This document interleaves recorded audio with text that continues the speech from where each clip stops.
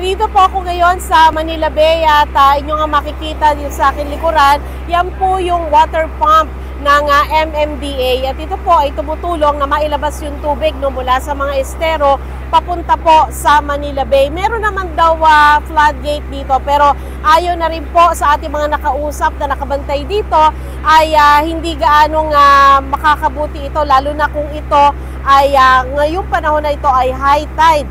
At isa nga po yan sa binabantayan ng Manila LGU dahil kapag high tide daw po ay kadalasang dadala ito ng pagbaha sa syudad. Ang kagandahan naman sa ngayon po, wala pong namomonitor na baha dito at wala rin pong mga tao sa kanilang mga evacuation center. Bagamat ayon po sa Manila LGU ay handa sila sakali nga pong maramdaman na ang epekto ng bagyo. Yan muna po pinakauling ulat mula dito sa Maynila. Sandra Aguinaldo ng GMA Integrated News.